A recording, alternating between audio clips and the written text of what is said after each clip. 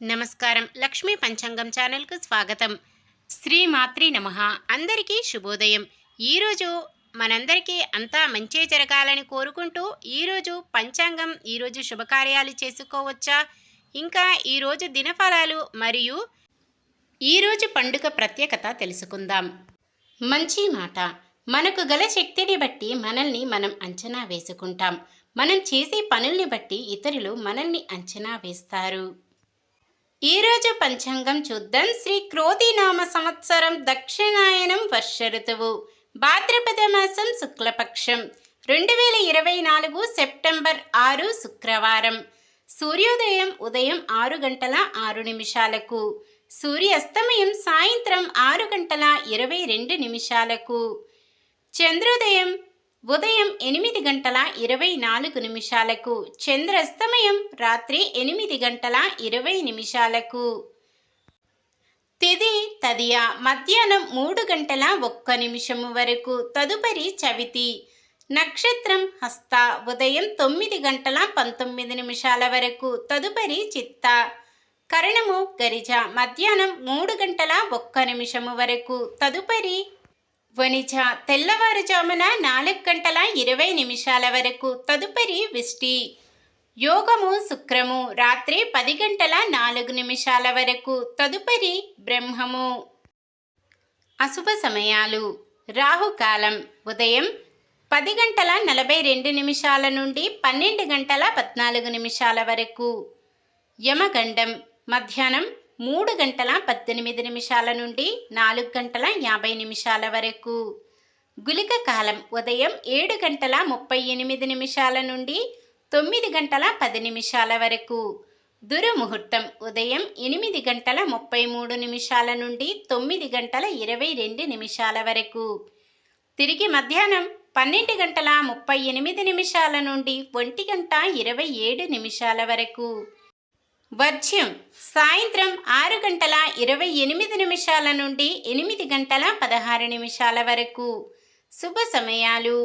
బ్రహ్మ ముహూర్తం తెల్లవారుజామున 4 గంటల 30 నిమిషాల నుండి 5 గంటల 18 నిమిషాల వరకు. అమృత గడియలు ఈరోజు లేవు. అభిజిత్ ముహూర్తం ఉదయం 11 గంటల 49 నిమిషాల నుండి 12 గంటల 38 నిమిషాల వరకు. సెప్టెంబర్ 6 శుక్రవారం. ఈరోజు మంచిదేనా? ఈరోజు శుభకార్యాలు చేసుకోవచ్చా తెలుసుకుందాం. ఈరోజు ఉన్న తిథి తదియ మధ్యాహ్నం 3 గంటల 1 నిమిషము వరకు ఉంది, తదుపరి చవితి. శుక్లపక్ష తదియ తిథి చంద్రుని కళలు తక్కువగా ఉండటం చేత శుభకార్యాలకు అనుకూలమైన తిథి కాదు. తదుపరి వచ్చే చవితి తిథి రెట్ట తిథి కావున శుభకార్యాలకు అనుకూలమైనది కాదు. మొత్తానికి ఈ రోజంతా కూడా తిథుల ప్రకారం శుభకార్యాలకు అనుకూలంగా లేదు. తదియ తిథి ఉన్నంతసేపు ఉత్తర నక్షత్రమున వాహన ముహూర్తం, దుర్ముహూర్తం వర్జ్యం లేని సమయము చూసుకొని చేసుకోవచ్చు. సాధారణమైన పనులు మనం ప్రతిరోజు చేసుకునే పనులకు ఎటువంటి దోషాలు ఉండవు కాబట్టి యథావిధిగా చేసుకోవచ్చు. ఒకవేళ ఏదైనా శుభకార్యం కాని పని చెయ్యవలసి వస్తే శుభ సమయము చూసుకొని చేసుకోవచ్చు. సూర్యుడు సింహరాశిలో ఉంటారు. చంద్రుడు రాత్రి 11 గంటల వరకు కన్యరాశిలోనూ, తదుపరి తులారాశిలోనూ ఉంటారు. శుక్రవారం నైరుతి దిక్కున పడమర దిక్కున ప్రయాణాలు చేయరాదు. నిన్న మేమడిగిన ప్రశ్నకు సమాధానం. అర్ధనారీశ్వరుడు అని ఎవరిని అంటారు? శివ పార్వతులని అర్ధనారీశ్వరుడు అని అంటారు. ఈరోజు ప్రశ్న. విష్ణుమూర్తి ముఖ్యమైన 21 అవతారాలను ఏమని పిలుస్తారు? ఒక విశాంతి, ఏక విశ్రాంతి, ఏక విశాంతి, ఒక విశాంతి. సమాధానాన్ని కామెంట్లో తెలపండి. ఈరోజు పుట్టినరోజు మరియు పెళ్లి రోజు జరుపుకుంటున్న వారందరికీ ఆ శ్రీ మహావిష్ణువు లక్ష్మీదేవుల ఆశీస్సులు ఎల్లప్పుడూ ఉండి వారంతా సుఖ సంతోషాలతో సకల సంపదలతో జీవించాలని మనస్ఫూర్తిగా కోరుకుంటున్నాను. ఈరోజు మన దినఫలాలు ఎలా ఉన్నాయో తెలుసుకుందాం. మేషరాశి. కుటుంబంలో మీ మాటకు కట్టుబడి ఉంటారు. వృషభ రాశి. మీలోని దానగుణం, స్నేహభావాన్ని అందరూ ప్రశంసిస్తారు. మిథున రాశి.